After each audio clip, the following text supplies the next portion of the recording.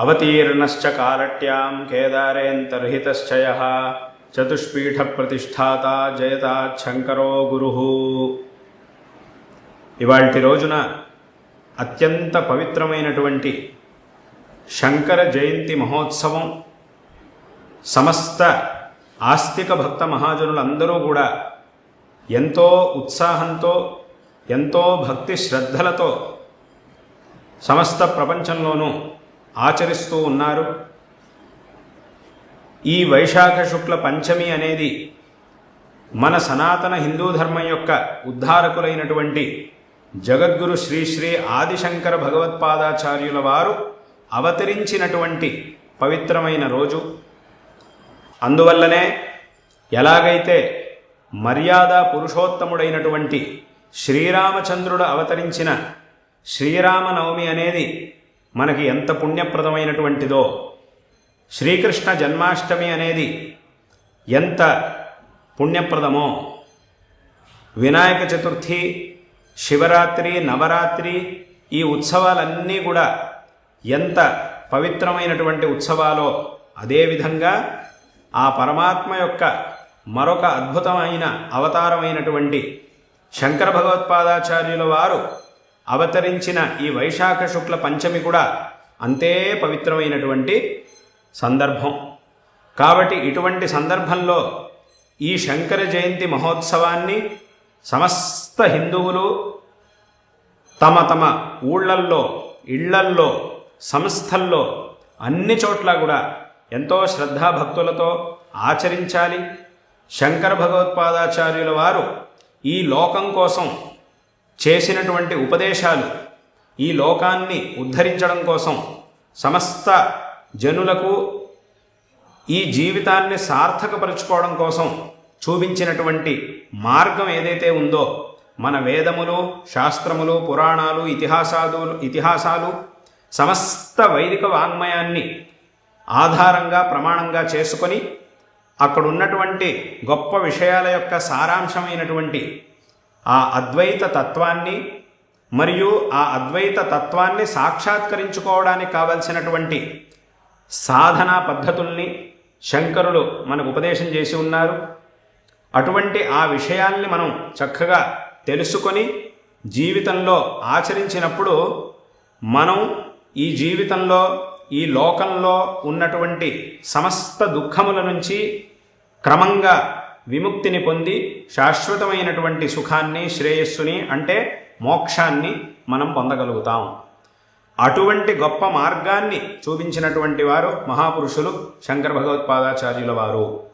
శంకరాచార్యుల వారు ఎన్నో పనులను చేసి ఉన్నారు. వారు చేసినటువంటి పనులన్నింటినీ కూడా మనం 3 రకాలుగా విభజించి తెలుసుకోవచ్చు. మొట్టమొదటి పని ఏమిటి అనంటే, శంకరులు అవతరించిందే ఈ లోకానికి జ్ఞానాన్ని ఇవ్వడం కోసం, అజ్ఞానాన్ని పోగొట్టి జ్ఞానాన్ని ఇవ్వడం కోసం. కాబట్టి అటువంటి జ్ఞానాన్ని మనకు అందజేయడం కోసం ఎన్నో గ్రంథాల్ని శంకరాచార్యులు వారు రచించారు. ఆ గ్రంథములలో ప్రస్థానత్రయ భాష్యాది గ్రంథాల్లో అద్వైత తత్వాన్ని ఉపదేశించి మోక్ష మార్గాన్ని చూపించారు. ఎన్నో స్తోత్రములని రచించి ఆ స్తోత్రముల ద్వారా పఠించేటటువంటి వాళ్ళందరూ కూడా విశేషంగా భగవత్ కృపకు పాత్రులై భగవద్ అనుగ్రహానికి పాత్రులవ్వడానికి కావలసినటువంటి మార్గాన్ని చూపించారు. అదేవిధంగా ప్రశ్నోత్తర రత్నమాలిక, భజగోవింద స్తోత్రం మొదలైనటువంటి గ్రంథాల ద్వారా ఒక అత్యుత్తమమైనటువంటి వివేకవంతమైనటువంటి సమాజాన్ని, దేశాన్ని నిర్మించడానికి కావలసినటువంటి విషయాల్ని మనకు ఉపదేశం చేసి ఉన్నారు. ఇక్కడ ఉన్నటువంటి ఈ విషయాలన్నింటినీ కూడా చక్కగా మనం అర్థం చేసుకుంటే నేటి సమాజంలో, ఈ ప్రపంచంలో మనం చూస్తూ ఉన్నటువంటి ఎన్నో రకాల సమస్యలకి తప్పకుండా మనకి పరిష్కారం లభిస్తుంది. అటువంటి అద్భుతమైనటువంటి ఉపదేశాల్ని శంకరాచార్యుల వారు ఈ ప్రశ్నోత్తర రత్నమాలిక మొదలైనటువంటి గ్రంథాల్లో చూపించారు, ఉపదేశించారు. అంతేకాదు ఈ జీవితాన్ని సార్థకపరుచుకొని ఇటు లౌకిక ప్రపంచంలోనూ మరియు ధార్మిక ఆధ్యాత్మిక ప్రపంచంలోనూ 2 రకాలుగాను లౌకికమైన జీవనంలోనూ ఆధ్యాత్మికమైనటువంటి జీవనంలోనూ రెండిటిలోనూ మనం సర్వోన్నతమైనటువంటి స్థానాన్ని పొందడానికి కావలసినటువంటి మార్గాల్ని విషయాల్ని శంకరులు మనకి ఉపదేశించారు. అదేవిధంగా సంపూర్ణమైన భారతదేశాన్ని అటు కాశ్మీరం నుంచి కన్యాకుమారి వరకు, ద్వారక నుంచి కామాఖ్య వరకు సంపూర్ణమైనటువంటి భారతదేశంలో ఎన్నో సంప్రదాయాలు, ఎన్నో భాషలు, ఎన్నో ఆచరణలు, ఎన్నో పద్ధతులు, ఎన్నో సంస్కృతులు ఇవన్నీ ఉన్నప్పటికీ వీటన్నిటినీ కూడా అద్వైత సిద్ధాంతము అనే ఏకసూత్రంతో వీటన్నిటినీ కూడా ఐకమత్యం చేసి ఏకీకృతం చేసి విశేషంగా యావద్ ఆస్తిక లోకాన్ని ఏకీకృతం చేసి జాగృతం చేసినటువంటి వారు శంకర భగవత్పాదాచార్యుల వారు. కాబట్టి శంకరాచార్యుల వారు చేసినటువంటి ఆ లోకానుగ్రహం ఏదైతే ఉందో దాన్ని మనం ఎప్పటికీ కూడా మర్చిపోకూడదు. శంకరులు ఈ దేశం మొత్తాన్ని ఏకీకృతం చేసి అందరికీ కూడా సరైనటువంటి మార్గాన్ని చూపించారు. అక్కడికి దేశాన్ని దృఢపరిచారు, ధర్మాన్ని దృఢపరిచారు, అన్నిటినీ కూడా దృఢపరిచి ఈ సమాజానికి సమస్త మానవాళికి అద్భుతమైనటువంటి అనుగ్రహం చేశారు. కాబట్టే శంకరాచార్యుల వారు ఎవరో కొంతమందికి మాత్రమే గురువులు కాదు, వారిని మనం జగద్గురువులు అని అంటాం. ఎందుకంటే వారు చేసినటువంటి కార్యం జగత్ కళ్యాణం కోసం, జగత్తులో ఉండే ప్రతి ఒక్కరి శ్రేయస్సు కోసం. కాబట్టే వారిని మనం జగద్గురువులు అని అన్వర్థంగా పిలుస్తాం. ఈ శబ్దం జగద్గురు అనేటటువంటి పదం ఏదైతే ఉందో ఇది శంకర భగవత్పాదాచార్యుల వారిలో ప్రయోగించబడినప్పుడు చాలా ఒక విశేషమైనటువంటి శక్తిని పొందుతుంది, ఒక విశేషమైనటువంటి అన్వర్థతని, సార్థకతని ఈ శబ్దం పొందుతూ ఉన్నది. కాబట్టి శంకరులు చేసినటువంటి మొట్టమొదటి కార్యం ఈ గ్రంథముల రచన. అదేవిధంగా రెండో కార్యం సమస్త భారతదేశంలో సంచరించుట. సమస్త భారతదేశంలో ఎన్నో చోట్లకు వెళ్ళి సంచరించి అందరినీ కూడా జాగృతం చేసి సరైనటువంటి మార్గాన్ని ఉపదేశించారు. ఎన్నో క్షేత్రముల్ని ఉద్ధరించారు. ఎన్నో క్షేత్రముల్లో అప్పటి కాలంలో ఉన్నటువంటి తామసికమైన ఆచారాలు, తామసికమైనటువంటి దురాచారాలు వీటన్నిటినీ కూడా నిలిపివేసి నిలువరించి సరైనటువంటి సాత్వికమైన పద్ధతులు, ఎన్నో చోట్ల జంతు బలులు ఇవన్నీ కూడా జరుగుతూ ఉంటే వాటన్నిటిని కూడా ఆపించి సాత్వికమైనటువంటి పూజా పద్ధతుల్ని ప్రవేశపెట్టారు. ఇవాళకి కూడా ఆ పూజా పద్ధతుల్ని మనం ఆయా క్షేత్రాల్లో చూస్తూ ఉన్నాం. కాబట్టి తమ యొక్క విజయయాత్ర, దిగ్విజయయాత్ర కాలంలో ఈ పనులన్నింటినీ కూడా శంకరులు చేసి ఉన్నారు. కాబట్టి ఇది రెండో కార్యం. మూడవ కార్యం ఏమిటి అనంటే, మొదటి కార్యం ద్వారా జనులకి జ్ఞానాన్ని అందించారు. రెండో కార్యం ద్వారా ఆ జ్ఞానాన్ని అందరికీ అందించడం కోసం ఒకే చోట ఉండకుండా అందరి చోట్లకి వెళ్ళి, అందరికీ జనాలు ఉన్న చోటుకే వెళ్ళి వాళ్ళకు అందించడం కోసం దిగ్విజయ యాత్రలను చేశారు. అదేవిధంగా ఈ కార్యం ఎప్పుడూ కూడా జరుగుతూ ఉండాలి అనేటటువంటి ఉద్దేశంతో మన భారతదేశం యొక్క 4 దిక్కుల్లో 4 ఆమ్నాయ పీఠాలని స్థాపించారు. ఇదే మూడవ కార్యం.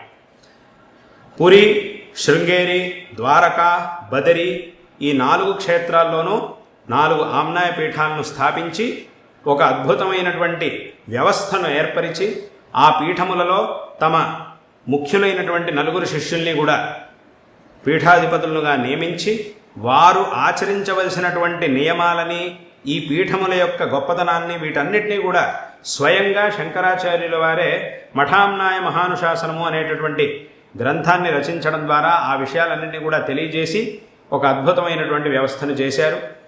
ఇవాల్టి రోజున మన యొక్క ఈ సనాతన ధర్మం శంకరాచార్యుల వారి యొక్క అవతారం అయ్యే, శంకరులు ఈ ధర్మాన్ని ఉద్ధరించిన తర్వాత ఇన్ని శతమానాల్లో, దాదాపు ఈ 12 శతమానాల్లో, 12-13 శతమానాల కాలంలో ఎన్నో ఆక్రమణలని ఈ ధర్మం ఎదుర్కొన్నప్పటికీ ఇవాల్టికి ఇంత దృఢంగా ఈ ధర్మం నిలబడగలిగింది అనంటే దానికి కారణం మన ధర్మం యొక్క గొప్పతనం.